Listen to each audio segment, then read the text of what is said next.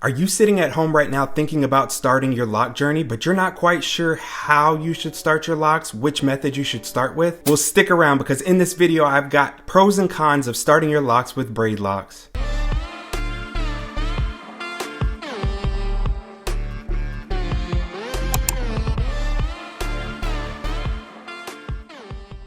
What is up, FLocers? That is my fellow lockers and aspiring lockers. Let's go ahead and jump right into this list. The first con of starting your locks with braids is that the braid pattern is going to be visible. And when I say visible, I mean visible from a mile away. You're going to be able to see the braid pattern from a long way away. People are going to know they are braids. You're not gonna do an installation of braids on day one and then that same day, people will be like, oh, you have brother locks or sister locks or interlocks or anything like that, because they will be able to tell that they're braids unless you have super microscopic braids. People are going to be able to tell that they're braids. So if you're not a fan of people seeing the braid pattern, then you might not want to choose Braidlocs. Con number 2 of Braidlocs is that it does take a bit longer for the braids to mature than other methods. Now, the reason for this is that the whole purpose of locking your hair is so that it can swell and expand before it contracts again. So when you have braids, the braids are not allowing your hair to expand as much as it would if it were a different starting method. So because of this, it will take your locks longer than other methods to mature or to even start looking like locks. I'm on month 7 of my lock journey, almost to month 8, and you can see that the braid pattern is still very visible in some of my locks. Other places it's not as visible, but some places, especially up in the front, you can still see the braid pattern. So someone else who may have done 2-strand twist or interlocking, when they're 7 or 8 months into their journey, their locks may look more mature and look more like fully mature locks than the Braidlocs do. Con number 3 to Braidlocs is that if you do decide that you want to change them or go in and redo them or resize them because maybe you want them a little bit smaller or maybe you want them a little bit bigger, because the installation takes a long time to do,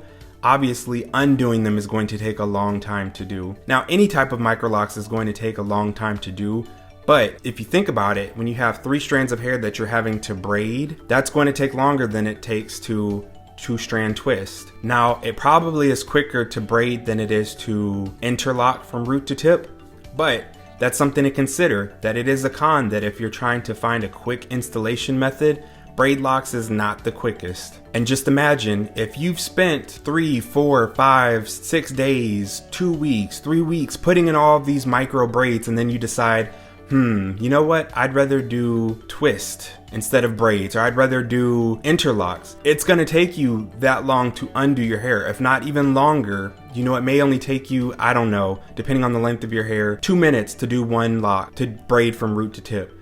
But to unbraid it, especially when they're this tiny and having to undo it, it's probably going to take 2 to 3 to 4 times longer to undo so that you can redo. So just keep that in mind, that if you're the type of person that you're not quite sure that you want to commit to braids, then you might not want to start with braids in the first place, because it's going to take a long time to undo what you've already done. And this isn't even an extra con, it's just kind of adding on to what I've already said, but it just takes a long time. The installation is not quick. It's not the quickest method to starting your locks to use the braiding method. If you sit and think how long it takes you to do a regular braid, it takes a long time. And when you're talking about doing them micro, it's going to take a long time. I unfortunately did not time myself when I was doing my install, so I do not know how long it took me to do my entire head.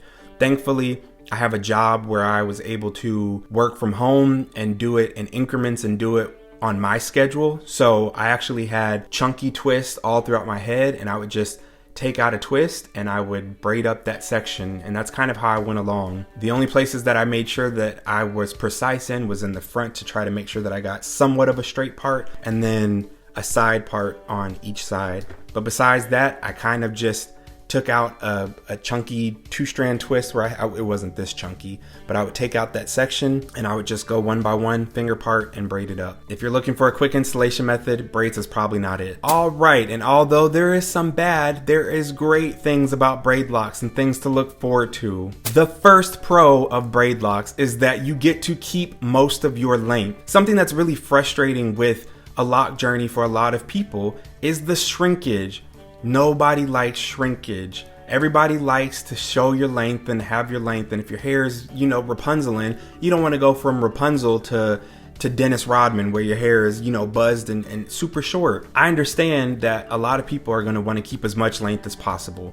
Now, I'd be lying to you if I said that with braid locks, you don't lose any of your length, because there's no way to start locks where you don't lose any length at all, where it's not going to shrink up as it matures.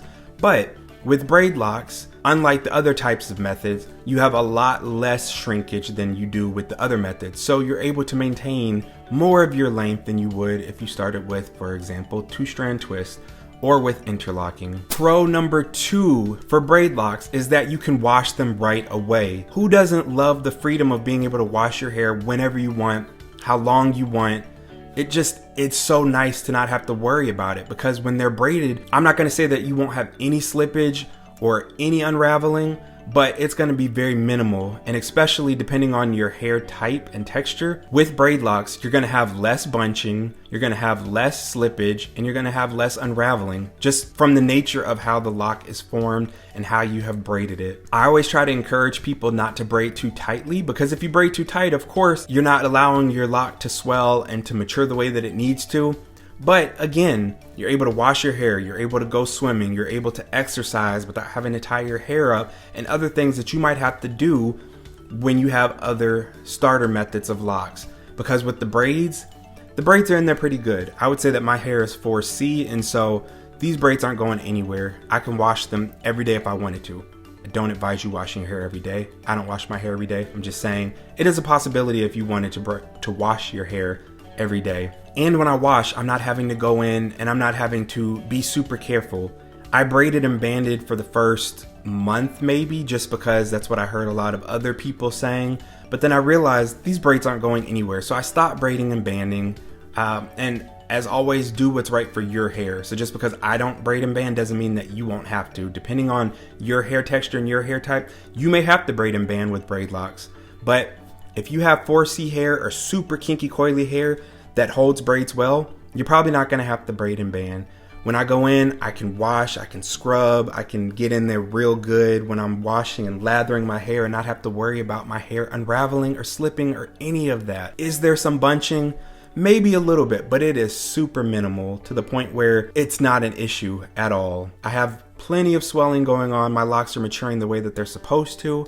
I'm happy with them. And another reason why braid locks is the move for starting your locks is because, honestly, at the end of the day, all of the locks mature to look the same. Now, it may take 2 years, 5 years, 10 years for your locks to fully mature. Again, each person's head of locks is different, but the end game is the same for all of the starter methods. And if the end game's not the same, then something's probably wrong with your installation or with your maintenance. But I'm just saying, at the end of the day, regardless of whether you start with braid locks, twist, interlocks, they should come out looking the same.